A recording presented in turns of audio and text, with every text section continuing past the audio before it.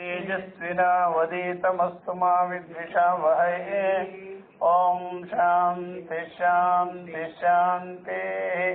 हरिः ओम श्री गुरुभ्यो नमः। हरिः ओम।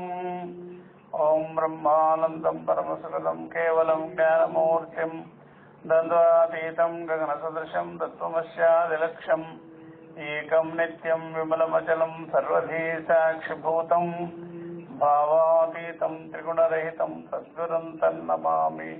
हरिः ओम श्री गुरुभ्यो नमः। हरिः ओम तत्सत्। మనం ఈ యొక్క నిన్నటి నుండి మాండూక్యోపనిషత్తు గౌడపాద కారికలు అద్వైత ప్రకరణం ప్రారంభం చేసుకొని 21వ కారిక నుండి ప్రారంభం చేసి మనం చెప్పుకుంటూ వస్తున్నాం. ఈరోజు 24వ కారిక. ఈ 24వ కారికకి ముందు అది సృష్టి ప్రక్రియ విషయంలో ఈ సంవాదం అనేది వచ్చినప్పుడు అదేమిటి సృష్టి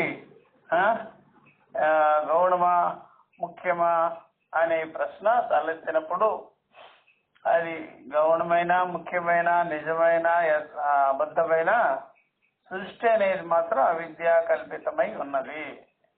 అవిద్య చేతనే అది చెప్పబడుచు ఉన్నది. అందుకని అధ్యారోప అపవాద ప్రక్రియ అనేది ఆ యొక్క సృష్టి విషయంలో ఉన్నది. సృష్టిని గురించి చెప్పేటువంటి శృతులన్నీ కూడా అధ్యారోప అపవాద దృష్టిని పెట్టుకొనే చెప్పుచున్నాయి అన్నమాట.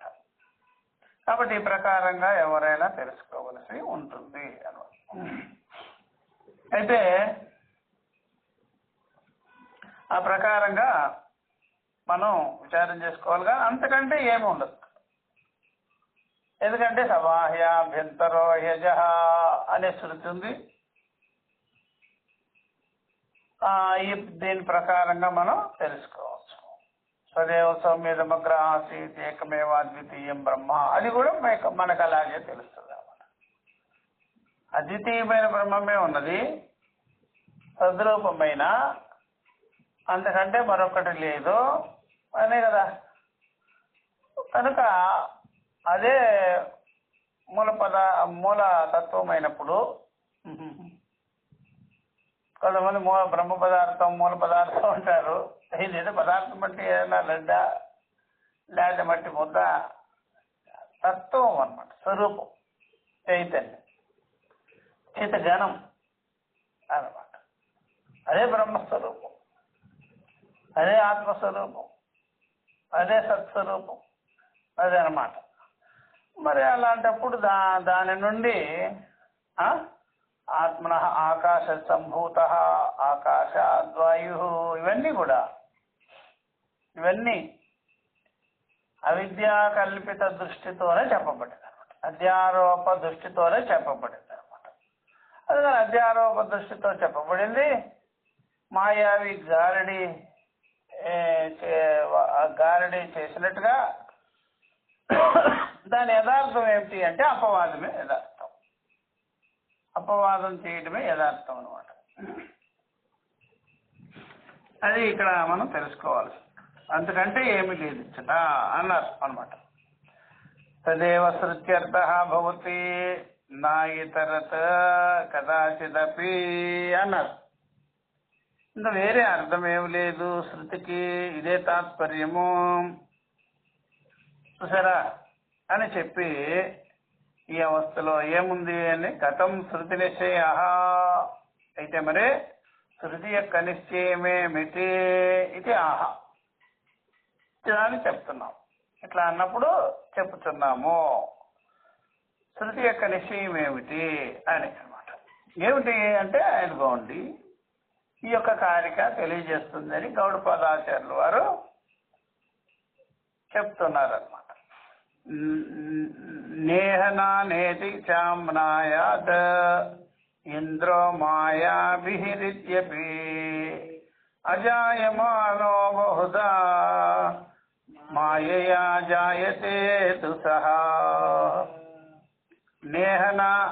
నేహనానేతి చామ్నాయాత్ ఇంద్రో మాయాభిరిత్యపి అజాయమానో బహుధా మాయయా జాయతే తు సహా నేహనా నాస్తి కించన అనేది ఉంది శృతిలో. చూసారా? నా ఇహ ఇహ అంటే చూసారా, ఇచ్చట బ్రహ్మము యందు నానాస్తి కించన, నానాత్వమే లేదు. ఇహ మీన్స్ బ్రహ్మణి, బ్రహ్మము యందు అద్వితీయమైనటువంటి సద్రూపమైనటువంటి చిద్రూపమైనటువంటి ఆనంద స్వరూపమైనటువంటి బ్రహ్మము యందు చూసారా, నానా అస్తి నా అన్నమాట. నానా నా అస్తి, నానాత్వమే లేదు. కించిదపి కించన, కించిత్ కూడా లేదు అని ఒక శృతి. రెండవ శృతి కారికాకారులు శృతులన్నీ తీసుకొచ్చి దీనిలో పెట్టారు. శృతులన్నీ తీసుకొచ్చి దీనిలోనే పెట్టారు. ఇంద్రో చెప్పి ఇలాగ ఆమ్నాయాత్ అంటే శృతి ఈ విధంగా చెప్తుంది. ఇంద్రో మాయాభిహి అని చెప్పింది కదా. ఇంద్రో మాయాభిహి పురురూపో ఈయతే. ఇంద్ర పరమాత్మ, ఇంద్రుడు అంటే పరమాత్మ అన్నమాట. మాయాభిహి అవిద్యాభిహి, అవిద్యాకల్పిత నామరూపాభిహి అన్నమాట.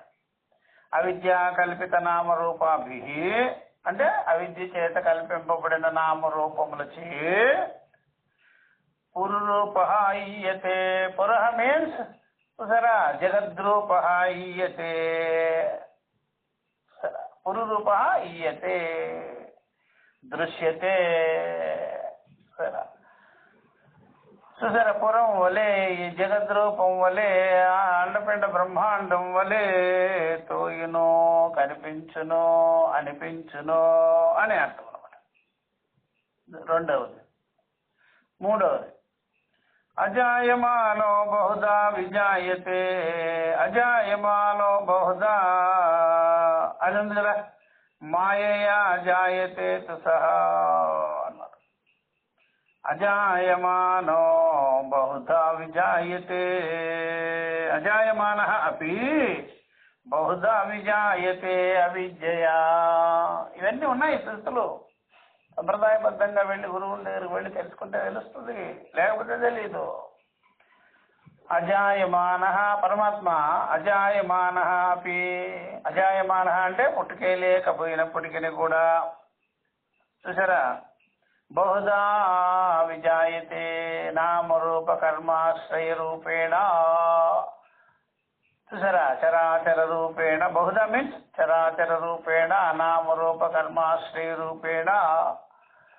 చూసారా, చరాచర రూపేణ స్థావర జంగమేన మాయయా అవిద్యయా జాయతే తు సహా.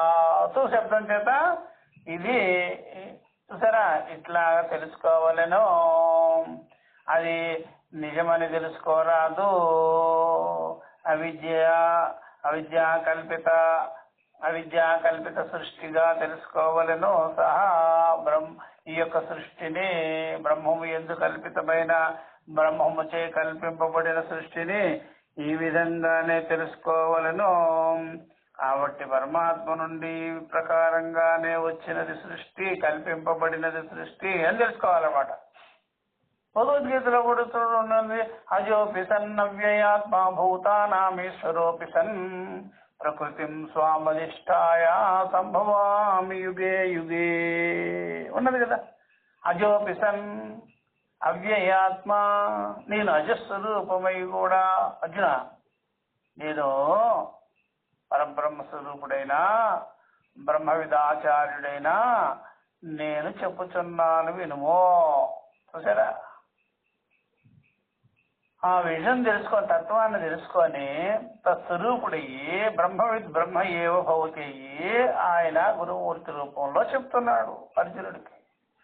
ఏమన్నాయి అంటే ఇదిగో ఇట్లా, నేను అజస్వరూపుడైనా సరే నా స్వరూపము అజస్వరూపము అయి కూడా చూసారా, అవ్యయాత్మ వ్యయము లేని వాడైనా కూడా, ఖర్చు లేని వాడైనా కూడా, నిర్వికారుడైనా కూడా, అజోపి సన్న వ్యయాత్మ భూతానామీశ్వరోపి సన్, సర్వభూతములకు బ్రహ్మ మొదలుకొని పిపీలక పర్యంతమైనటువంటి సర్వభూతములకు నేను ఈశ్వర సాక్షి స్వరూపుడై ఉన్నాను. ఈటి ఈక్షతే సాక్షితయ ప్రత్యేగాత్మ స్వరూపేణ సర్వభూతేషు ఇది. సర్వభూతములు ఎందు ఈట్ స్వరూపముగా, సాక్షి స్వరూపముగా, ప్రత్యేగాత్మ స్వరూపముగా, బుద్ధి సాక్షిగానున్నాను అని చెప్తున్నటువంటి క్లియర్గా. ఇదే అర్థం చేసుకోవచ్చు. అజోపిసన్ అవ్యయాత్మ భూతానాం ఈశ్వరోపిసన్ ప్రకృతిం త్రిగుణాత్మిక మాయా ప్రకృతిం. చూసారా, త్రిగుణాత్మికమైన మాయా ప్రకృతిని స్వాం అధీకృత్య దాన్ని నేను చూసారా కైవసం చేసుకుని నా వశంలో పెట్టుకొని వివేకతయ విజ్ఞాన స్వరూపేణ, ఈ విజ్ఞాన స్వరూపంతో వివేక స్వరూపంతో నేను దాన్ని పట్టుకొని నేను ఏం చేస్తున్నాను చూసారా, మేనేజ్ చేస్తాను. చూసారా, ఏమిటి మేనేజ్ చేసేది? సృష్టి స్థితి లయ ఆది విషయములు వ్యవహార. సరే, ప్రకృతిం స్వాం అధిష్టాయ, ప్రకృతిని నా అధీనంలో పెట్టుకొని నా వశంలో పెట్టుకొని సరే ఆ ప్రకృతిలో నేను కూర్చొని, ఆ ప్రకృతికి నేను అధిష్ఠితుడై, ఆ ప్రకృతికి నేను కూటస్థ అద్వయాత్మ స్వరూపుడై నేను సంభవామి యుగే యుగే. చూసారా, ఈ ప్రకారంగా నేను ఎప్పుడు కావాలో అప్పుడు సంకల్పిస్తున్నాను. కార్యకారణ రూపంగా నేను వ్యక్తమవుతున్నాను, వ్యవహారం చేస్తున్నాను. జాగ్రత్త స్వప్నములు యందు కాలము దేశము వస్తువులు వ్యవహారం చేస్తున్నాను. చివరికి నేను సుశక్తి స్వరూపుడై, నేను ఏకాత్మ స్వరూపుడై, అద్వితీయ స్వరూపుడై, ఘన ప్రజ్ఞుడై ఉండిపోతున్నాను. చూసారా, ఈ ప్రకారం అన్నమాట. వ్యవహారం చేయాలంటే బుద్ధి ఆది ఇంద్రియాలను కలిగి ఉండటం. చూసారా, వ్యవహారం చేయాలి అంటే వ్యవహార సంకల్పం చేయాలంటే బుద్ధి ఆది ఇంద్రియాదులంతా కూడా నేను అధిష్ఠించి దానిలో ఉండేటువంటి సత్వరజస్తమో గుణములతో వ్యవహారం చేస్తున్నా. రాగద్వేషపూర్వకమైనటువంటి వ్యవహారాన్ని చేస్తున్నా. వ్యవహారం అంటేనే రాగద్వేషపూర్వకమే. రాగద్వేషపూర్వకంగా ప్రమాత ప్రమాణం ప్రమేయ రూపంగా వ్యవహారం చేస్తున్నాను. కర్త కర్మ క్రియా ఫలభేదములతో కూడుకొని వ్యవహారం చేస్తున్నాను. అయినా సరే నా స్వరూపం మాత్రం చూసారా అజస్వరూపమే అనమాట. సర్వేంద్రియ గుణాభాసం సర్వేంద్రియ వివర్జితం. ఎట్లా అనమాట, పశ్యన్నపి న పశ్యతి, కుర్వన్నపి న లిప్యతే, కుర్వన్నపి న కరోతి. ఎట్లా వ్యవహారం చేస్తాను. అందువల్ల నేను చేసిన వాడిని కాదు, చూసిన వాడిని కాదు, జీవి కాదయ్యా. ఎందుకనంటే స్వరూప జ్ఞానం ఉన్నది నా దగ్గర. ఈ జ్ఞానంతో నేను చేస్తాను. అందుకనే వ్యవహారంలో ఎవరెవరు ఉన్నారో ఈ జ్ఞానం లేకపోవడం చేతనే త్రిగుణ ప్రకృతికి వశీభూతులై వాళ్ళు రాగద్వేషాలని సుఖ దుఃఖాలని జన్మ మరణాలని అనుభవిస్తున్నారు. అయితే నా పరిస్థితి అది కాదు. తామరాకుపై నీటి బిందువులే స్వస్వరూప మాతృల్ని నేను వ్యవహారం చేస్తాను. ఇదనమాట అవతారము అంటే. దేహేంద్రియాదులతో తోయడము అవతారం అంటే అది. అవిద్యాకల్పిత దృష్టి లేక అవిద్యాకల్పిత వ్యవహారమే అవతారం. అవతారం అంటే స్థూల సూక్ష్మ శరీరములు దాని యందు ప్రకాశించటము, లేకపోతే 3 గుణాలలో చూసారా ప్రకాశించటము, ఆ 3 గుణాలని హ్యాండిల్ చేయడము, స్థూల సూక్ష్మ శరీరాన్ని హ్యాండిల్ చేయడము, ఈ నవద్వారపురాన్ని హ్యాండిల్ చేయడము, ఈ జాగ్రత్త స్వప్నాదుల్ని హ్యాండిల్ చేయడము, ఇదే అవతార లక్షణం. అవతారం అంటే ఇది. ఎవరైనా తల్లి గర్భంలో పడితే అవతారం అనుకోవద్దు, అది వేరు, పుట్టడం అది. ఇక్కడ అవతారము అంటే ఆ బుద్ధ్యాది ఇంద్రియాల్లో ప్రకాశితమై బుద్ధ్యాది ఇంద్రియాలకు విలక్షణంగా ఉండి జీవించటం. అందుకని అవతారం అంటే ఒకనొకటికే విశేషత చెప్తారు కానీ సామాన్యత చెప్పరు. సామాన్యత చెప్పరు. ఎందుకంటే వీళ్ళంతా అవతారం కాదు, అవతారం కాదు, వీళ్ళంతా చ్యుతి. చ్యుతి. ఆయన అచ్యుతుడు, వీళ్ళు చ్యుతి. వీళ్ళు చ్యుతి స్వరూపులో అయిపోయినారంటే బొక్క బాటలు పడ్డారు. ఎవరు లేపే నాదులు లేడు వీళ్ళని. ఆయన అలా కాదు, పడతాడు లేస్తాడు, తెలుసు ఆయనకి. పడడం తెలుసు, లేవడం తెలుసు. అందువల్ల అవతారము తెలుసు ఆయనకి. చివరికి ఆ అవతారానికి విలక్షణంగా ఉండడం కూడా తెలుసు. అంతే అనమాట. అందుకే జ్ఞాని లక్షణం. అవతార లక్షణం మీన్స్ జ్ఞాని లక్షణం. రాముడు, కృష్ణుడు, వశిష్ఠ, రామదేవ, బాదరాయణ, ఇలాంటి మహర్షులంతా అవుతారు. వేదవేత్తలు వాడు చూస్తున్నారా. వీళ్ళందరూ వేదనా పురుషులు. ఆయన వేదవేత్త అనమాట. అది బాగా తెలుసుకోవాలి. అందుకని వాడికి అవిద్యా కల్పిత దృష్టి తెలుసు అనమాట. అందువల్ల అధ్యారోపవాద ప్రక్రియని వాళ్ళు బాగా అవలంబించుకొని ఉన్నారు, తెలుసుకొని ఉన్నారు. అందుకనే వాళ్ళ ప్రజ్ఞ స్థిత ప్రజ్ఞ, వీళ్ళ ప్రజ్ఞ చూసారా తిమితము లేని ప్రజ్ఞ అనమాట. అది బాగా తెలుసుకోవాలి. అది అనమాట సమన్వయం చేసుకోవాలి. అది చెప్తున్నాడు. నేహనా నేతిగా చామ్నాయ ఇంద్రో మాయాభిః ఇత్యపి అజాయమానో బహుదా మాయయా జాయతే సహ. ఎన్ని శృతి కొటేషన్లు ఇచ్చినారు? 3 కొటేషన్లు ఇచ్చారనమాట. 3 ప్రమాణాలు చూపించారు శృతులవి. ఆ శృతి ప్రమాణాన్ని అనుసరించుకొని ఈ యొక్క వేదములో ఇవన్నీ ఎందుకు చెప్తున్నారంటే అధ్యారోప అపవాద ప్రక్రియ రూపంగానే ఈ సృష్టి స్థితి లయాదులు జరుగుతున్నాయి. అధ్యారోపమే లేకపోతే సృష్టి ఆదులే ఏమి ఉండేది కాదు. నిజమైన సృష్టి అయినా మీరు అధ్యారోపణ చేయాల్సిందే. అబద్ధమైన సృష్టి చెప్పాలన్నా అవిద్యారోపణ చేయాల్సింది. ఏదైనా అధ్యారోపణ. నిజమైన సృష్టికి అధ్యారోపణ ఎందుకు స్వామి అంటే అది కూడా నామరూపాలు కల్పన చేయాల్సింది. ఏదైనా సరే మట్టే ఉండొచ్చు, ఆ మట్టిని మట్టి అని పిలుచుకోరు కదా, కొండగా పిలుస్తారు. కల్పితం ఉంది అక్కడ. ఆ మట్టిని కొండగా మలిచి దాని పేరు కొండ అని పెట్టి, అది చిన్న కొండ పెద్ద కొండ అని పెట్టి వ్యవహారం చేస్తున్నారు కదా. అట్లాగా గారడి వాడు చేసే పని కూడా విద్యా కల్పితమే. అందుకని నిజమైతేనేమి అబద్ధమైతేనేమి సృష్టి అంటేనే విద్యా, అవిద్యా విషయ ఇది అనమాట. భాష్యకారు చెప్తున్నారు చూడండి. ఇది భూతతః ఏవ సృష్టి స్యాత్ తతః సత్యమేవ నానా వస్తు ఇతి తదభావ ప్రదర్శనార్థం మామనాయః న స్యాత్ అది చెప్తున్నారు. కాబట్టి ఇది ఒకవేళ భూతతః ఏవ సృష్టి స్యాత్, భూతతః అనగానే యథార్థంగా సృష్టి ఉండినట్లయితే, సృష్టి యథార్థమే అయినట్లయితే తతః అలాంటప్పుడు సత్యమే అయిపోతుంది. నానా వస్తు ఇది, ఈ వస్తువులన్నీ, ఈ నానా చరాచర రూప వస్తువులన్నీ, చరాచరములన్నీ, నామరూప విషయాలన్నీ సత్యమే వస్తు ఇది. చూసారా, సత్యమే అయిపోద్ది. తది అభావ ప్రదర్శనార్థం, అది ఏం కాదయ్యా, ఇదంతా కూడా నిజంగా అది అబద్ధమే అని చెప్పేందుకు కొరకే ఆమనాయ శృతి, శృతి వచ్చినది. ఏమని? నస్య, శృతి వచ్చేది కాదు, వచ్చి ఉండేది కాదు. శృతి అందుకే వచ్చింది. శృతి అందుకే వచ్చింది, వేదం అందుకే వచ్చింది, చెప్పేదానికే వచ్చింది. ఈ నానాత్వం నిజం కాదు, ఈ నానాత్వం అంతా అబద్ధము అని చెప్పేదానికి వచ్చింది. లేకపోతే శృతి ఉండేది కాదు. శృతితో ఏం పనిగా అజాయమానో బహుదా విజాయితే అని చెప్పేది కాదు. నేహనా నాస్తి కించన అని చెప్పేది కాదు. చూసారా, ఇట్లాంటివన్నీ వచ్చేది కాదు. అసలు లోకంలో ఎక్కడైనా మన వ్యవహారంలో కూడా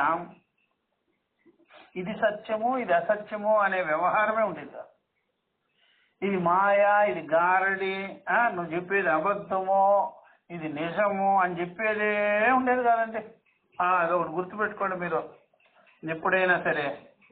ఇక్కడే ఇదంతా నిజమైతే అందరూ నిజమే కదా, చేసే అంతా నిజమే కదా.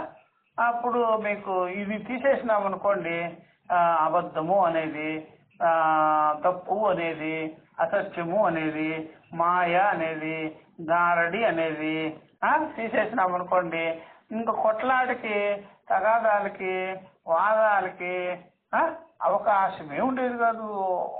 చూసారా, ఏది చేసినా సరే అన్ని కరెక్ట్ అయిపోవాలి. అట్లా ఉందండి వ్యవహారం. చెప్పండి చెప్పండి, నువ్వు చెప్పేది అబద్ధం రా, నేను చెప్పేది నిజం రా అనేది వ్యవహారంలో, లౌకిక వ్యవహారాల్లో కూడా ఈ రకమైనటువంటి అబద్ధము, నిజము, చూసారా, సత్యాసత్యములు ఇవన్నీ ఉంటున్నాయంటే దీనికి బేస్మెంట్ ఏమిటి, దీనికి పునాది ఏమిటి అంటే శృతిలో చెప్పబడింది సత్యమిది అసత్యమిది. అందుకనే అక్కడ అధర్వణ వేదంలో చెప్పబడింది ఏమిట్రా అంటే సత్యమేవ జయతే నానృతం. చూసారా, సత్యస్య పంథాః వితతో దేవయాన. ఈ సత్యం వల్లనే ఇదంతా కూడా, ఈ దేవయానం అంతా ఉన్నది. దేవయానం సాత్వికమైన మార్గం అన్నమాట. అంటే వేద మార్గం. వేద మార్గం అంతా సత్యం చేతనే ఉన్నది. అంటే ఒక క్రమం అన్నమాట. తద్భిన్నమైనటువంటిది నామరూపాలు, సుఖ దుఃఖాదులు ఇవన్నీ కూడా అవన్నీ వేరుగా ఉన్నాయి. ఇట్లా ఎందుకు చెప్పారు అంటే ఒక పరమార్థం ఒకటి ఉన్నది కాబట్టి ఇవన్నీ బయటకు వచ్చినాయి అన్నమాట. పరమార్థమే లేకపోతే ఈ సదసద్ వివేకం అనేది, సత్యాసత్య విషయం అనేది, జడచేతనములు అనేటువంటిది ఉండేది కాదు. అప్పుడు లోక వ్యవహారంలో మనమే అసలు చేయలేమండి. అసలు వ్యవహారమే చేయడం అసంభవం అయిపోతుంది.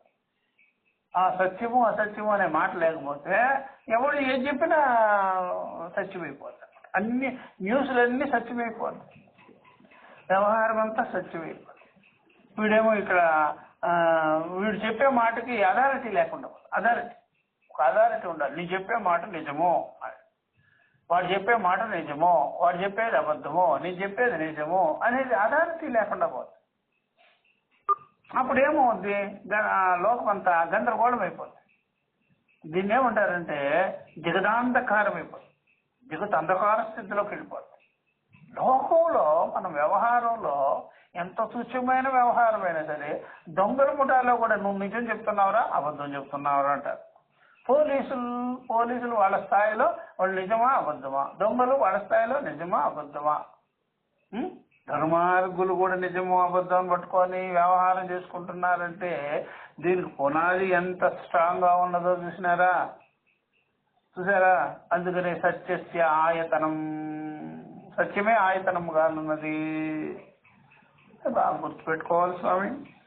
అందుకనే శృతి చెప్పే మాట ఎంత కరెక్ట్ గా ఉందో మనమే తెలుసుకోవచ్చు. ఇట్లా అన్నమాట. కనుక చూసారా,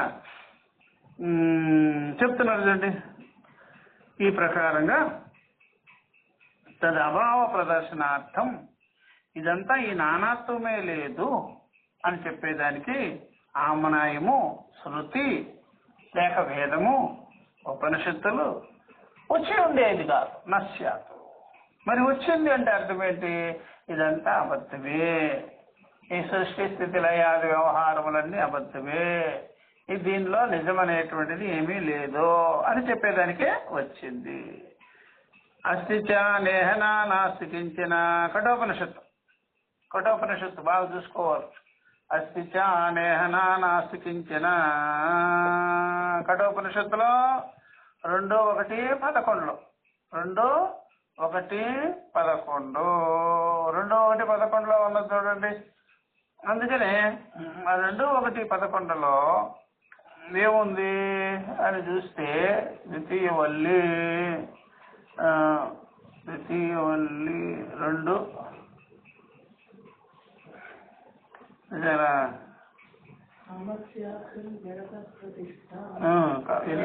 21 పేజీ. కామస్యాప్తం జగత ప్రతిష్టాం క్రతోరనంత్యం అభయస్య పారం స్తోమ మహదూర్గాయం ప్రతిష్టాం దృష్ట్వా ధీరో ఇక్కడెక్కడ ఉంది నేహనా నాస్తి కించన చెప్పాలి. నేహనా నాస్తి కించన రెండవ దానిలో నేహనా నాస్తి కించన కఠోపనిషత్తు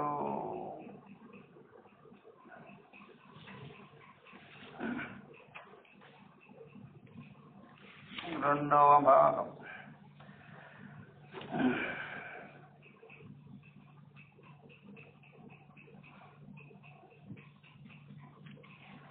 నేహనా నాస్తి కించన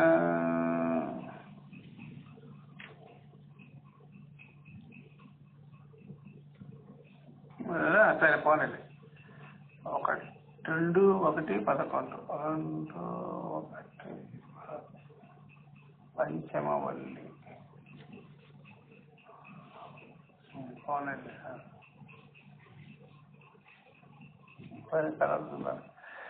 కాబట్టి అట్లా కఠోపనిషత్తులో ఈ ప్రకారంగా చెప్పి ఉన్నారన్నమాట. తర్వాత నా ఇహ నానాస్తి కించన నానాత్వమే ఇచ్చట లేదు అని ఇత్యాది ఇత్యాది ఇత్యాది ఆమనాయ ఇలాంటి ఆమనాయ అంటే శృతులు ద్వైతభావ ప్రతిషేధార్థ ద్వైతభావాన్ని నిషేధం చేశారు. దీనివల్ల మనకు తెలుస్తుంది అంటే ద్వైత భావాన్ని నిషేధించారు, ద్వైతభావాన్ని నిషేధించారనమాట. ఇత్యాది ఆమనాయ ద్వైత భావ ప్రతిషేధార్థ ద్వైత భావాల్ని ద్వైత విషయాలని నిషేధించారనమాట. నిషేధం చేస్తారు. తస్మాత్ ఆత్మ ఏకత్వ ప్రతిపత్త్యర్థ కల్పితా సృష్టి అభూత ఏవ. కాబట్టి తెలుసుకోవాల్సింది మనకి ఆ సృష్టిని బట్టి తెలుస్తున్నది ఇదే. ద్వైత భావాన్ని నిషేధం చేయడం జరిగింది. తస్మాత్ ఆత్మ ఏకత్వ ప్రతిపత్త్యర్థ కనుక ఆత్మ ఏకత్వ జ్ఞానం కొరకు ఆ ఆత్మ ఏకత్వ జ్ఞానాన్ని ప్రతిపాదించేందుకొరకు కల్పితా సృష్టి. ఎందుకు కల్పించారు సృష్టిని అంటే ఆత్మ ఏకత్వ జ్ఞానాన్ని తెలియజేసేదానికి.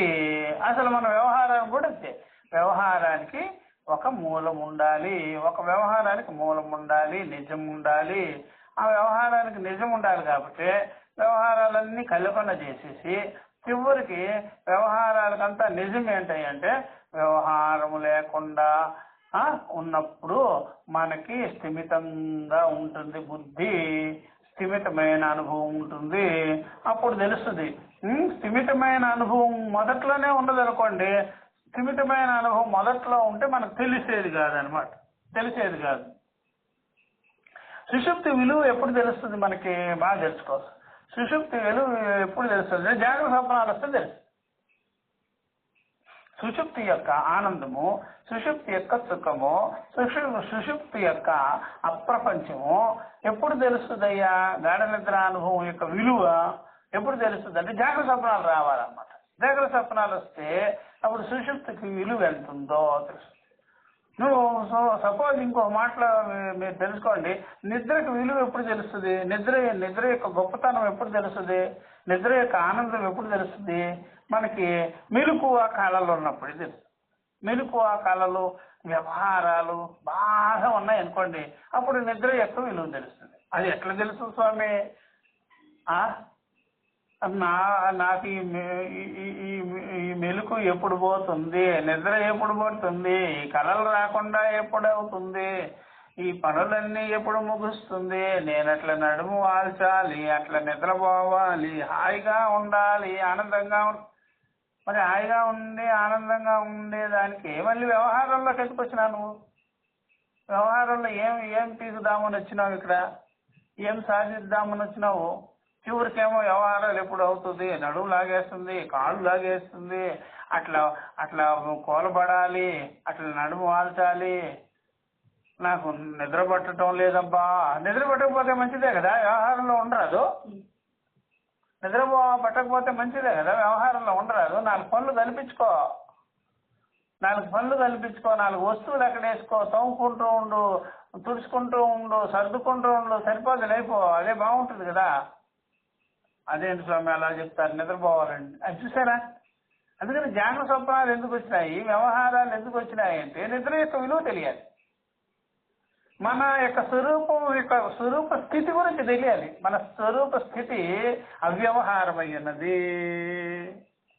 స్థిమితమై ఉన్నది, స్థిరమై ఉన్నది, కూటములకే స్థిరంగా ఉన్నది, హాయిగా ఉన్నాము అని తెలుసుకునేదానికి జాగ్రత్త స్వప్నాలు చూసారా?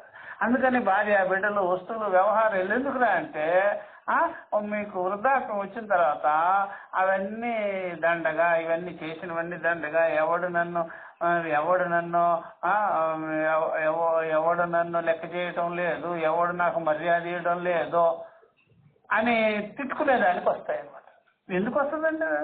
లేకపోతే అందువల్ల మీ విలువ మీకు తెలియాలంటే వ్యవహారాలన్నీ ఉండాలి, సుషుప్తి తెలియాలంటే జాగ్రత్త స్వప్నాలు ఉండాలి. చూసారా? వస్తువు యొక్క యథార్థ జ్ఞానం కలగాలంటే ఈ యొక్క సృష్టి స్థితి లయాదులు ఉండాలి. పరబ్రహ్మం యొక్క తత్వం తెలియాలంటే ఈ యొక్క సృష్టి స్థితి లయాలు ఉండాలి. అదనమాట బాగా తెలుసుకోవాల్సింది. అందుకని వ్యవహారంలో ఎప్పుడైనా సరే సత్యం పక్షం వహిస్తుంటారు అందరూ. సత్యం పక్షం వహిస్తుంటారు, అసత్యం పక్షాన్ని వదిలించుకోవాలనుకుంటుంటారు. ఎట్టకేలకి చివరిలో అన్ని లాస్ అయిన తర్వాత కూడా సత్యం పక్షమే వహిస్తాము, అసత్యం పక్షం వహించము అని లాస్ట్ లో అంటాడు. అందువల్ల అసత్యం పక్షం వహించిన వాడు చచ్చిపోడు, ఎప్పుడు బతుకుంటాడు. సత్యం పక్షాన్ని చూసారా? సత్యం పక్షాన్ని వహించిన వాడు ఎప్పుడు చచ్చిపోడు, నాశనం అవుడు, వాడు బతుకుంటాడు, వాడు అమర జీవి.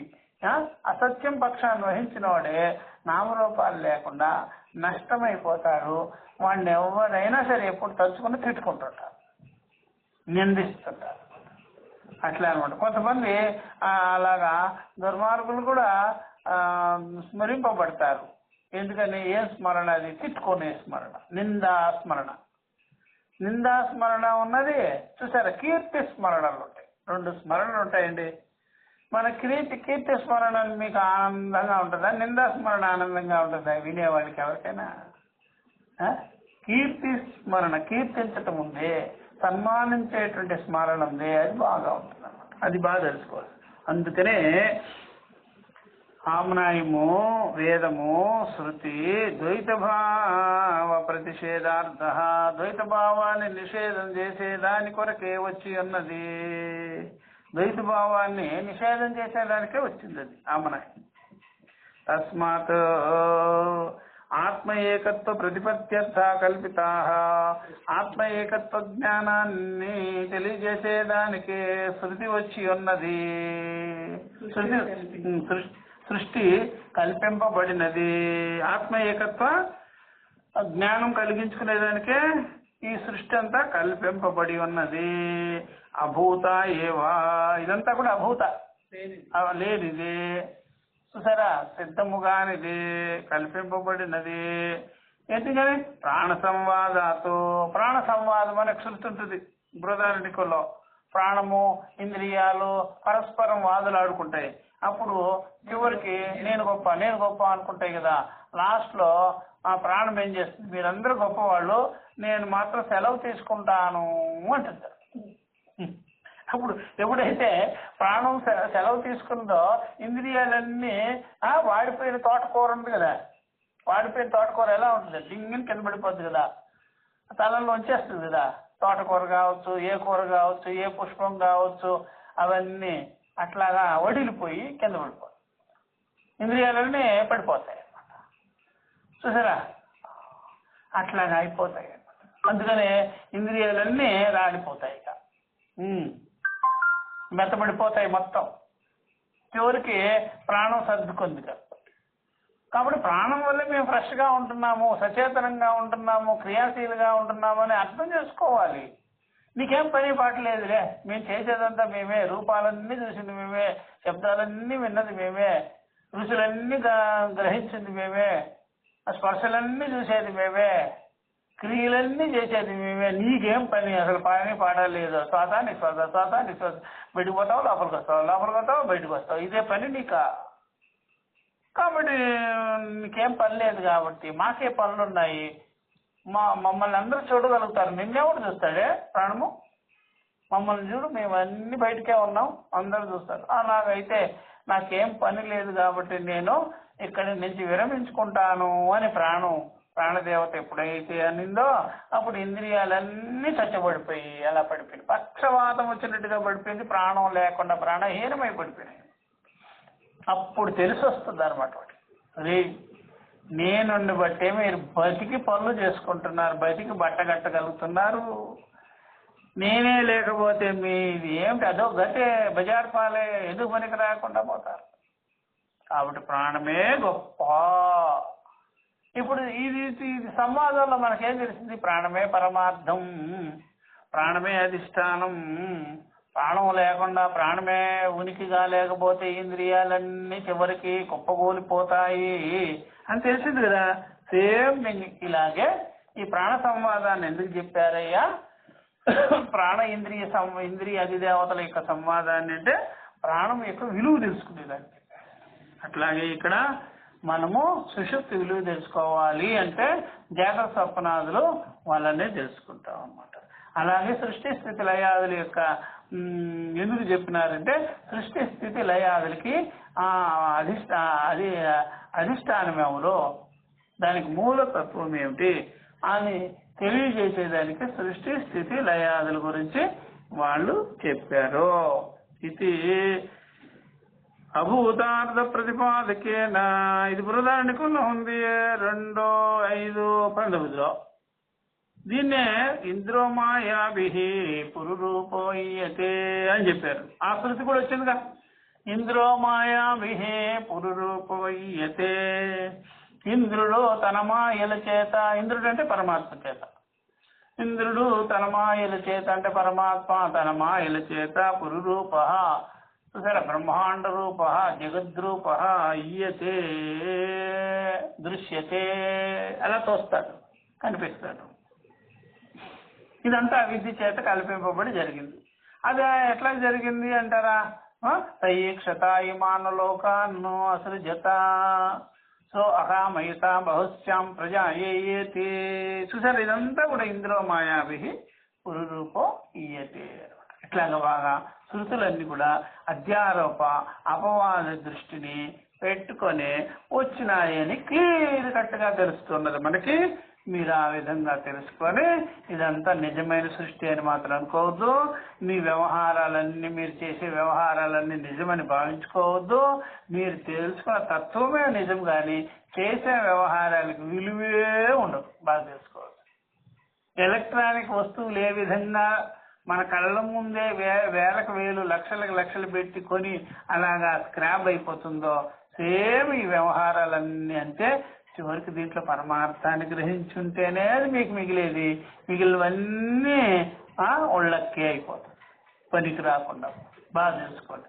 భార్య బిడ్డలు, వస్తువులు, వాహనాలు ఇవన్నీ కూడా పరమార్థం తెలిసి ఉంటేనే, చచ్చి ఉంటేనే మీకు విలువ.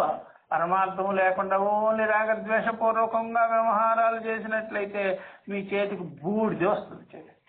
ఆ బూడిది రాసుకొని జీవించుకోవాల్సింది, అంతకంటే ఏమీ లేదు. దేశో పరమార్థ తత్వాన్ని తెలుసుకోవాలి.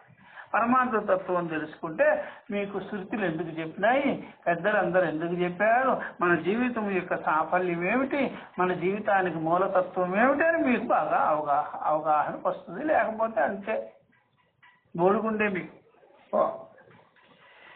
ఇది అభూతార్థ ప్రతిపాదకేన మాయా శబ్దేన వ్యపదేశాత్. చూసారా, ఈ ప్రకారంగా అభూతార్థ అయతార్థ, అభూతార్థ అంటే అయతార్థ, నిజము లేని నా సృష్టిని గురించి ప్రతిపాదన చేయడము మాయా శబ్దమాన్ని ఉపదేశించారు. మాయా శబ్దంతో చెప్పారనమాట. మాయా శబ్దం అంటే అవిద్యా శబ్దం, అవిద్య కల్పిత శబ్దం. మాయ అంటే నామరూపాలు, నామరూపాలు అంటే కల్పిస్తేనే కదా వచ్చేది.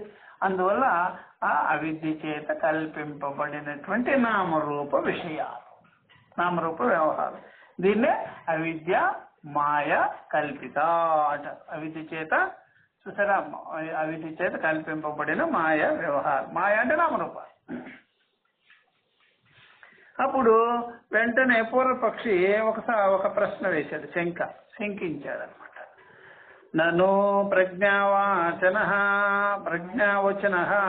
మాయాశబ్ద, మాయాశబ్దము ప్రజ్ఞావాచకమే కదా, అది కూడా జ్ఞానమే కదా. మాయ అంటే జ్ఞానమే అంటాడు.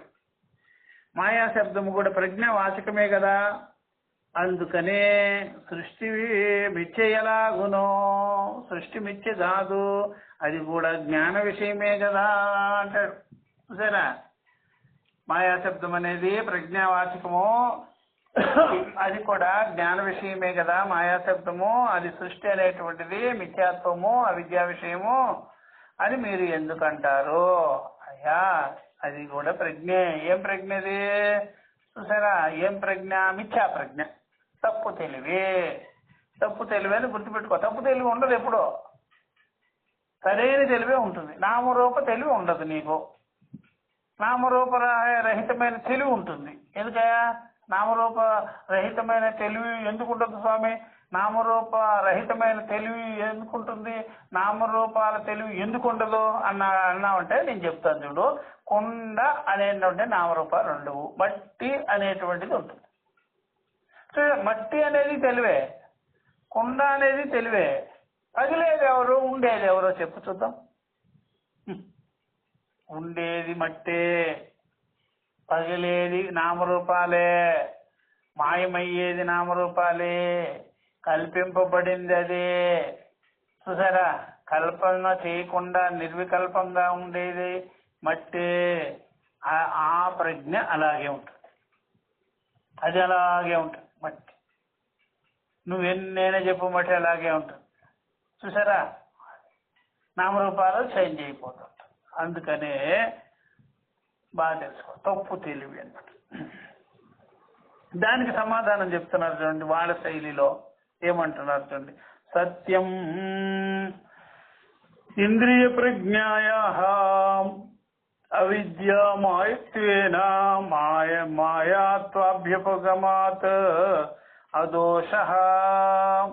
చూసారా, అప్పుడు ఏమంటున్నారంటే ఇంద్రియ ప్రజ్ఞాయా, ఇంద్రియాల యొక్క ప్రజ్ఞ ఉంది కదా, ఇంద్రియాల యొక్క జ్ఞానము, అదంతా కూడా అవిద్యామయత్వేన, అవిద్యా కల్పితమై ఉన్నది కాబట్టి, అవిద్యామయమై ఉన్నది కాబట్టి మాయాత్వాభ్యుపగమాత్, దాన్ని మాయా అన్నారు.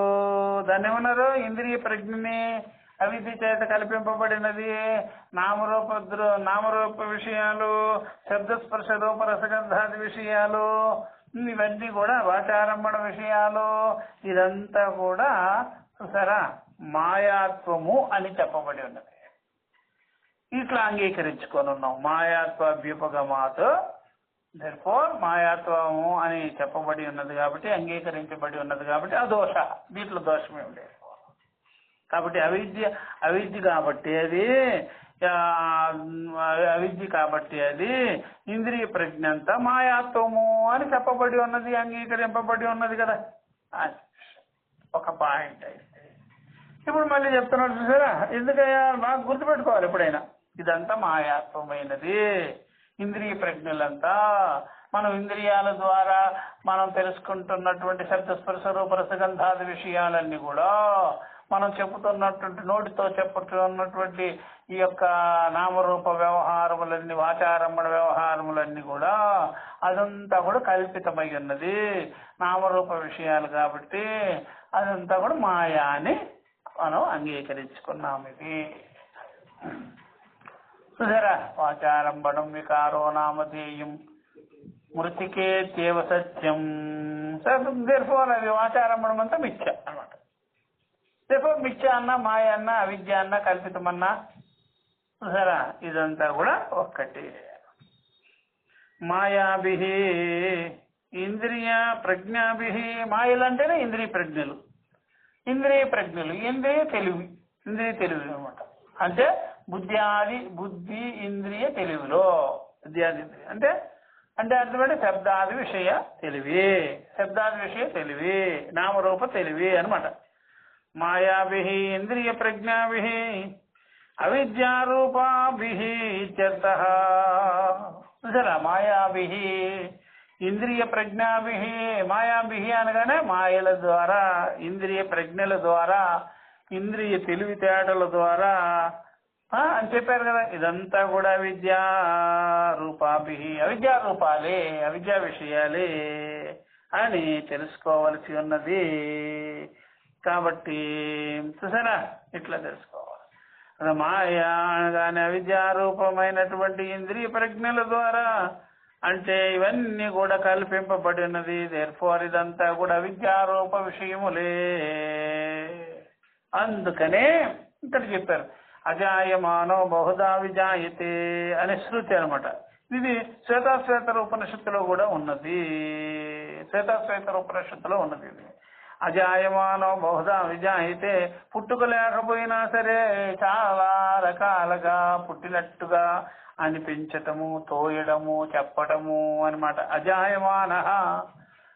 చూసారు, పరమాత్మకు పుట్టుక లేకపోయినా సరే బహుదా చాలా రకాలుగా, విజాయితే పుట్టినట్టుగా, విశేషేణ జాయితే విశేషంగా పుట్టినట్టుగా ఉన్నది. చూసారా, బహుశ్యాం ప్రజా ఏతి. చూసారా,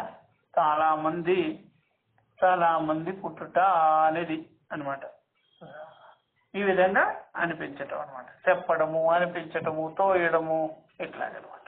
ఇవన్నీ నామరూపాలే. ఇప్పుడు మన కళ్ళ ముందుండేవన్నీ కూడా నామరూపాలే, అన్ని నామరూపాలే. చూడండి, ఏది ఉంటుందండి? శరీరం నిజం అనుకుంటున్నాము.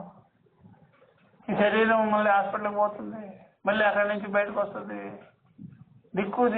దిక్కు లేదు ఆ శరీరానికి. మళ్ళీ ఎంత వ్యాపారం చేసేసిందో ఆ శరీరం,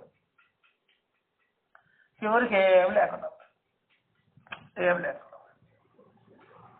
అది బాగా తెలిస్తే ఏమిట్రా మనం చేసేది.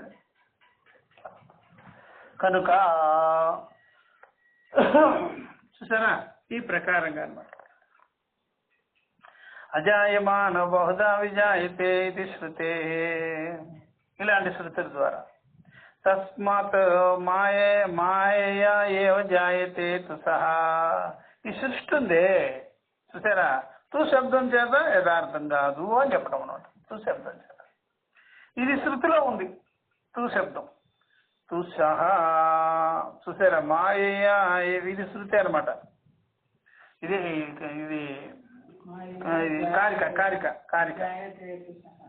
కారిక అనమాట. ఇదంతా కారిక. అజాయమానో బహుదా విజాయతే, ఇదంతా కారికలో వచ్చింది. చూసారా, మాయైవ జాయతే తుసః. కనుక ఇదంతా కూడా మాయ చేతనే, అవిద్య చేతనే, చూసారా, కల్పిత దృష్ట్యా ఏవ జాయతే సహా, ఇదంతా పుడుతున్నది. ఇవన్నీ తు శబ్దం చేత సత్యముగా కాదు, యథార్థంగా కాదు. యథార్థంగా పుట్టుకే లేదు అసలు. పుట్టుక అనాలి అంటే అసత్యమే, కల్పితమే, వ్యవహారమే పుట్టుక అంటే. తు శబ్ద అవధారణార్థ. తు శబ్దం అవధారణ చేసుకోవాలి. ఎందుకని అవధారణ? తు శబ్దం ఎందుకు అవధారణ? అదంతా కూడా మాయ తప్ప రెండవది యథార్థం కాదు అని. మాయ తప్ప రెండవది కాదు, యథార్థం కాదు అని చెప్పి, యథార్థం కాదు అనేది తెలుసుకోండి అని తు శబ్దం చేత అంటే. యథార్థాన్ని నెగేట్ చేసినారు. ఇక్కడ యథార్థం ఏం లేదు అని. తూ శబ్దం చేత నెగేషన్ ఉంటుంది. యథార్థం కాదిచ్చట అని. తూ శబ్ద అవధారణార్థ మాయా ఏవేతి, మాయా అని తెలుసుకోండి, ఇక్కడ సత్యం ఏమి లేదని తెలుసుకోండి అని అంట. అట్లా అర్థం చేసుకో. అర్థమేనా? తర్వాత చెప్తున్నారు, నహి అజాయమానత్వం బహుదా జన్మ చ ఏకత్ర సంభవతి. చూసారా, అజాయమానత్వము ప్లస్ జాయమానత్వము ఈజ్వల్ 1 అవ్వదు. అజాయమానత్వం ప్లస్ జాయమానత్వం ఈ రెండు ఒక చోట గెట్ టుగెదర్ ఉండదు. తమ ప్రకాశవతు విరుద్ధ స్వభావయో. సిజ్జడ గ్రంథులు ఒక చోట ఉండవు, సిజ్జడ గ్రంథులు ఒక చోట ఉండదు, తమ ప్రకాశం ఒక చోట ఉండదు. కాబట్టి జాయమానత్వం అజాయమానత్వం ఏకత్ర నా స్థిత భవతి అన్నమాట. పుట్టడం అన్న. చూసారా, జన్మ అజహ ఒక చోట ఉండవు. జన్మ ఉండదు, జన్మ ఉండదు, అజన్మ ఉండదు, ఒక చోట ఉండదు. కాబట్టి ఈ ప్రకారంగా కనుక నహి అజాయమానత్వం బహుదా జన్మచాం, చాలా జన్మలు, ఏకత్ర సంభవతి నహి సంభవతి. దానికి దృష్టాంతం నేను చెప్పాను కదా, వాళ్ళు కూడా చెప్తున్నారు దృష్టాంతం. చూడండి, అగ్నౌ యువ శైత్యం ఔష్ణత్యం ఔష్ణ్యం చ. అగ్నౌ యువ, చూసారా, శైత్యం శీతలత్వం, ఔష్ణ్యం చ. అగ్నిలో ఎప్పుడైనా చూసారా, అగ్నిలో ఒకే చోట శీతలత్వమును ఉష్ణత్వమును ఉండదు, ఒకటే ఉంటుంది. అక్కడ రెండు ఉండేదానికి వీల్లేదు.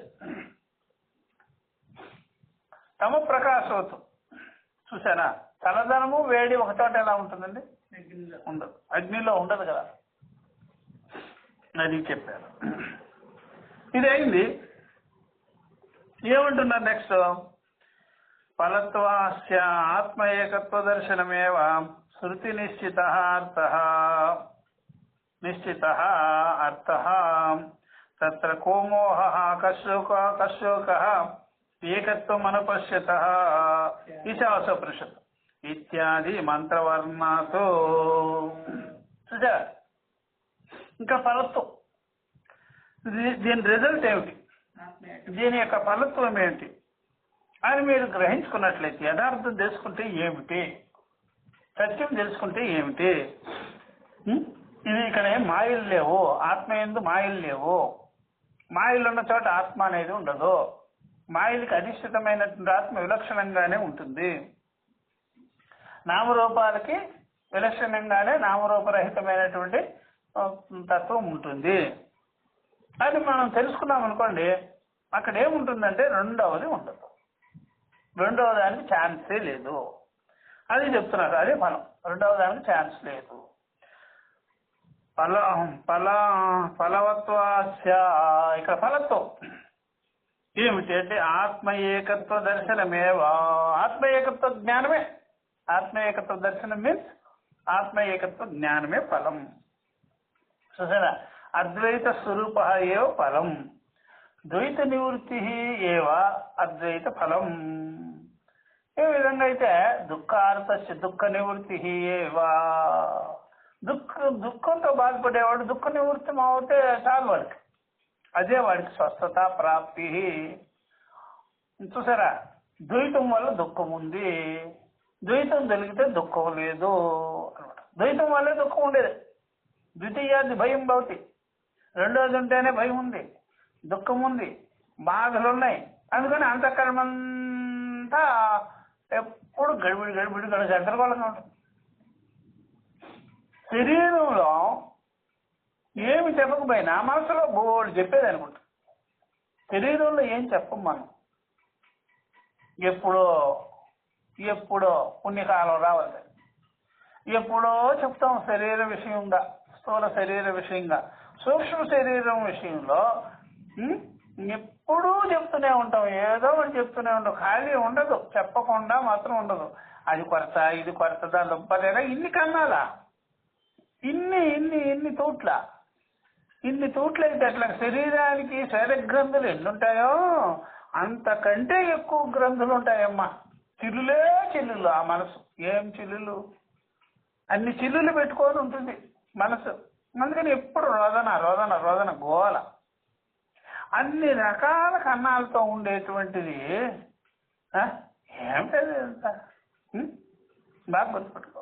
ఇన్ని రకాల రంధ్రాల స్థిమితంగా ఉండదు అనుకోండి, దాంట్లో ఏం పోసినా ఏం ఉండేటట్టు కదా. అది బాగా తెలుసుకోవాలి. అందుకనే అది ద్వైతం అనమాట. ద్వైతం ఉన్న చోట దుఃఖం, దుఃఖ నివృత్తే అద్వైతం. దుఃఖ నివృత్తి స్థానము, దుఃఖ నివృత్తిని పొందడమే అద్వైతం. ఈ ప్రకారంగా ఆత్మ ఏకత్వ దర్శనమేవా శృతి నిశ్చిత అర్థ. ఆత్మ ఏకత్వ జ్ఞానాన్ని కలిగించుకోవడమే శృతి చెప్పినటువంటి నిశ్చితమైనటువంటి తాత్పర్యము, అర్థము. శృతి చెప్పినటువంటి తాత్పర్యం ఏంటి అంటే ఆత్మ ఏకత్వ జ్ఞానం కలిగించుకొని ఉండము. దానికి చెప్తున్నారు చూడండి ప్రమాణం ఈశావాస్యోపనిషత్తులో, తత్ర కోమోహ కొశోక ఏకత్వం అనపశ్యత. అచ్చట ఆత్మజ్ఞానమును పొందిన వానికి, ఆత్మతత్వం ఎందు నిలిచిన వానికి, ఆత్మతత్వం నిశ్చయము గావించుకున్న వానికి శోకం ఎక్కడిది, మోహం ఎక్కడిది, అర్థాత్ శోకమోహాలు లేవు వానికి. అందువల్ల చూసారా వానికి ఆత్మవేత్త శోకం తరతి, ఆత్మవేత్త శోకం తరతి, శోకాన్ని దాటి ఉంటాడు, దాటి వేస్తాడు. తత్ర కోమోహ కశోక. ఇదంతా కూడా జ్ఞానం. ఇది ఈ జ్ఞానాన్ని బయట ప్రదర్శన ద్వారా చూపించేది ఏం కాదు. ఒక మూల ఆ స్వామి కూర్చున్నాడు, ఇలాగా ఆయన ఏదో పైకి చూస్తున్నాడు, కింద చూస్తున్నాడు, కౌపీరం కట్టుకున్నాడు, గుహలో కూర్చున్నాడు, కింద పడుకున్నాడు, పైన పడుకున్నాడు, ఇవన్నీ అనవసరమైన మాటలు. విజన్ ఉండాలి, జ్ఞానం ఉండాలి. ఆ జ్ఞానాన్ని పలుకుల ద్వారానే వస్తుంది. పలుకుల ద్వారా వచ్చి మీ అంతఃకరణంలో ఉండేటువంటి అన్ని పటాపంచం చేస్తుంది. అట్లాంటి అందుకనే ఎవరైనా సరే ఇలాంటి బాహ్య ఆడంబరములను గౌరవిస్తుంటారు అందరూ. ఆయన మహాజ్ఞాని, ఆయన మహాతత్వవేత్త, ఆయనేమో ఇట్లాంటి వాడు, అట్లాంటి వాడు, ఇవన్నీ గోల, అర్థం పడటం లేదు. ఎన్నెన్నండి లోకాలను మోసం చేయడం లేదు, ఒక మోసం. చూసారా, తత్వవేత్తలు దేహగతంగా అలా కనిపించరు, మామూలుగానే ఉంటారు. అభిన్న వృత్త అంటే వాళ్ళు చేసే పనులకి భిన్నంగా కనిపించరు. శంకరాచార్య వారు చెప్పారు, అభిన్న వృత్త, మామూలుగానే ఉంటారు. ఏదో కళ్ళు పైకి పెట్టుకొని చూడరు, కిందకి పెట్టుకొని చూడరు, మూసుకొని ఉండరు, మౌనంగా ఉండరు. చూసారా, ఏం దండకండ కమండలాలతో వాళ్ళు ఏం అలా కనిపించరు. పులి చర్మ, జింక చర్మముల మీద దేని మీద కూర్చొని ఉండరు, మామూలుగా ఉంటారు. వాళ్ళ దగ్గర ఉపదేశముల ద్వారా గ్రహించాలి. కృష్ణుడి దగ్గర పోయి ఈయన జగద్గురువు, ఈయన తత్వవేత్త, బ్రహ్మవేత్త అంటే ఎవ్వడు నమ్మడు. ఈయన మహాభోగి అంటారు. పోరా నాకు మంచిదే బో, ఈ చెత్త జనం అంతా చేరకపోతే మంచిదే అనుకుంటాడే. చూసినారా అట్లా బాగు. ఇవన్నీ లోకంలో అరవింద్ మహర్షి అంటాడు, ఇంకొక మహర్షి అంటాడు, ఇంకో రావణ మహర్షి అంటాడు, ఇంకో బాలయోగ అంటాడు, ఇంకో జగ్గిమాత. ఇవన్నీ వేషాలు కాబట్టి ఏమిటండి, నువ్వు టీచింగ్ చేయి, నువ్వు అదే కావాలి. టీచింగ్ చేయి, బోధించు. ఈ వేషాలతో పనికిరాదు. ఈ వేషాలు కట్టుకొని రకరకాలుగా కనిపించటం. ఋషులు ఆ కాలము, ఇప్పుడు మన కరోనాలో ఉన్నాం కదా, ఆ రకంగా ఋషులు ఆ కాలంలో వనవాసాలు ఎక్కువ చేసేవారు. ఎక్కువ వాళ్ళు బార్బర్ షాపులకి దానికి దీనికి వెళ్ళేదానికి వీలు పడదు. ఎక్కువగా వనభాగమే ఎక్కువ ఉండేది. రాజ్యాలంతా కొట్టుకు వచ్చేవాళ్ళు. ఒక పద్ధతి పాడు ఏమి ఉండేది కాదు. అందుకని వాళ్ళు స్థిమితంగా వాళ్ళకి దొరికింది తినుకుంటూ హాయిగా ఉండి వచ్చిన వాళ్ళకి చెప్పేవాళ్ళు, లేని వాళ్ళకి కామ్గా కూర్చునేవాళ్ళు, అలా ఉండేవాళ్ళు. అందుకని వాళ్ళు సింప్లిసిటీగా కనిపిస్తారు. ఇప్పుడంటే విషయాలు పెరిగినాయి, చూసారా, జ్ఞానం తరిగింది అనమాట. బయటవి పెరుగుతున్నాయి, లోపల తరిగిపోతుంది. ఇది ఇప్పుడు అంతా పెరిగింది ఏంటంటే విషయాలే పెరిగినాయి. చూసారా, విషయి అనే దానికి ప్రకాశం లేదు. విషయికి ప్రకాశం లేదు, విషయాలకు ప్రకాశం. అంటే దృక్కుకు ప్రకాశం బయట కనిపించటం లేదు, దృశ్యాలకు ప్రకాశం ఎక్కువ ఉంది. అందుకని మనం చూసేదంతా భౌతిక ప్రపంచ విషయాలే గాని, భౌతిక విషయాల ప్రాచుర్యతే గాని, చూసారా, భూమ విషయం యొక్క ప్రాచుర్యం లేదు. భూమ బ్రహ్మ విషయం యొక్క ప్రాచుర్యం, ఆ జ్ఞానం వీళ్ళకి పట్టదు. అందుకని దేవతలను కూడా వాళ్ళ విషయాలు వేసి చూస్తుంటారు. సకల దేవతలను అలాగే చూసుకుంటారు, నామరూపాలుగా చూసుకుంటారు. ఆయన్ని వైడూర్యాలతో చూసుకుంటారు, అలంకారాలతో చూసుకుంటారు. వీళ్ళ రోగం అంతే, వీళ్ళ రోగం పోదు. కనుక అందుకని జ్ఞాని సింపుల్ గా ఉంటాడు. తత్వం చెప్పేటప్పుడే మనం తెలుసుకోవాలన్నమాట. తత్వమే హావభావాలతో ఎలా ఉంటుంది నీకెందుకు అవన్నీ, అవన్నీ అవిద్య కల్పితమని చెప్తే దాన్నే మళ్ళీ చెప్తే ఎట్లాగా? ఆ వ్యవహారం అంతా అవిద్య కల్పితమే అని చెప్తుంటే మళ్ళీ వ్యవహారం తీసుకొచ్చి ఆయన అలా కూర్చో ఉంటాడు, అని కదలడు, మెదలడు, పడుకో ఉంటాడు. ఏం మాటలు ఇవన్నీ?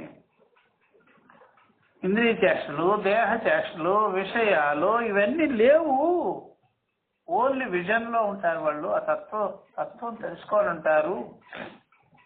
అందుకనే కదా వాళ్ళు తత్వదర్శిన అని చెప్పింది. ఉపదేక్షంతి తే జ్ఞానం జ్ఞానిన తత్వదర్శిన అని కదా చెప్పింది.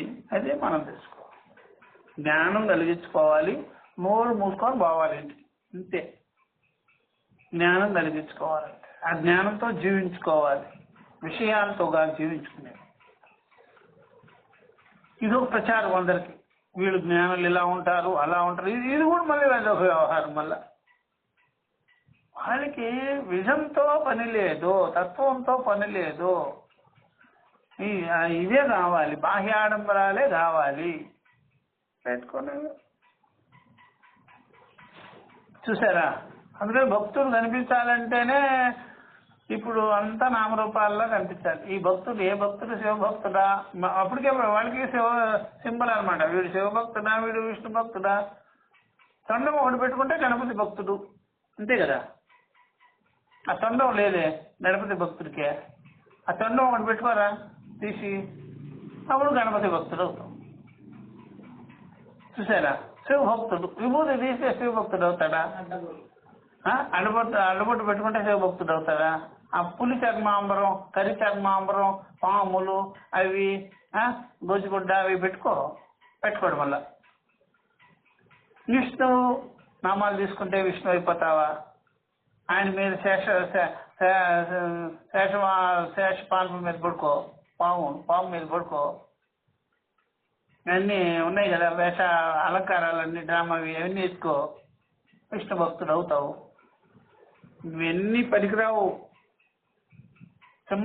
సింబల్తో కాదు,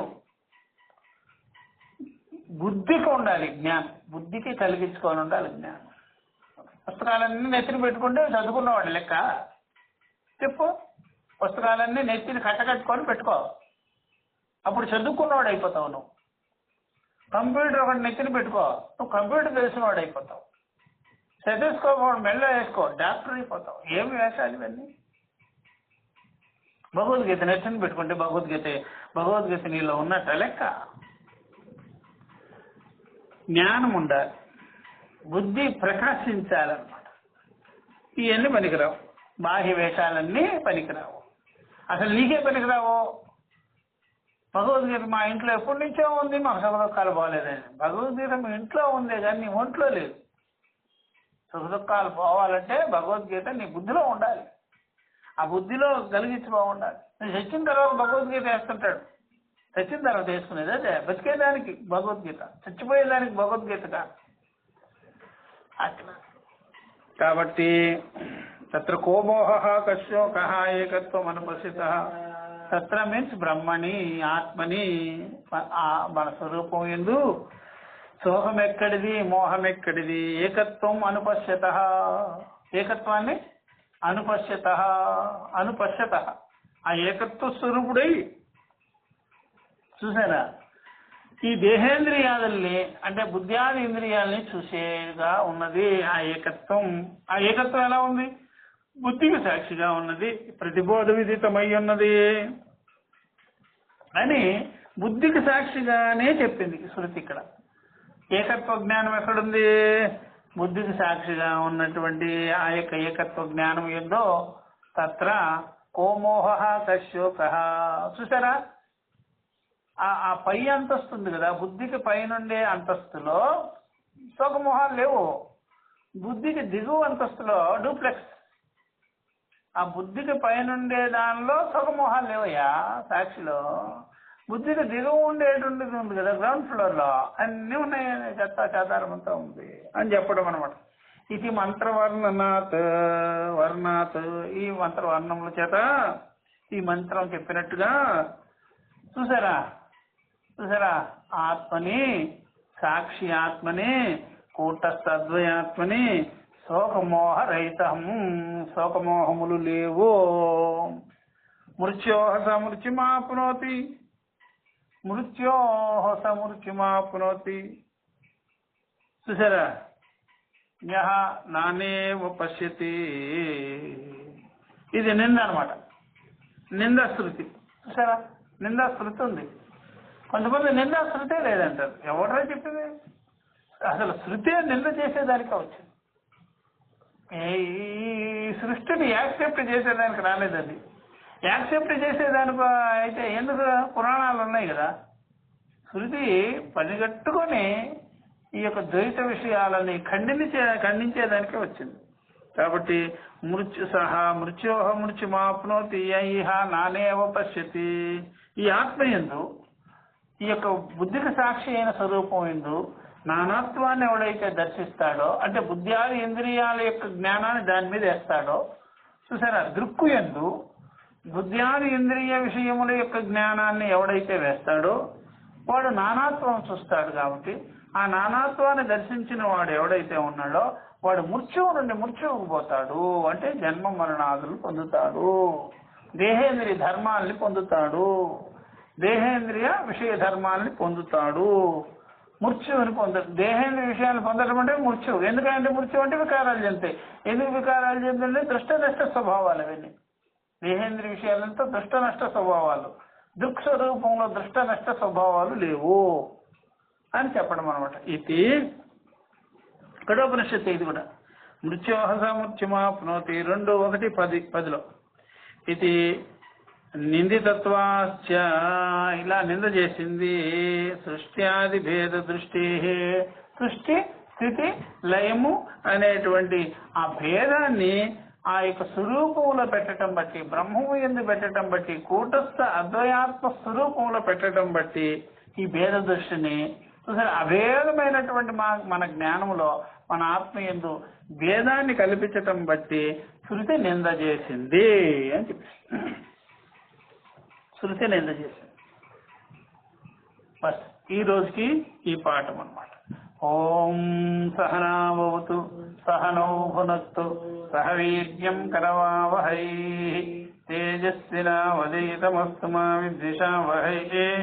ఓం శాంతి శాంతి శాంతి. హరి ఓం శ్రీ గురుభ్యో నమః. హరి ఓం తత్సత్.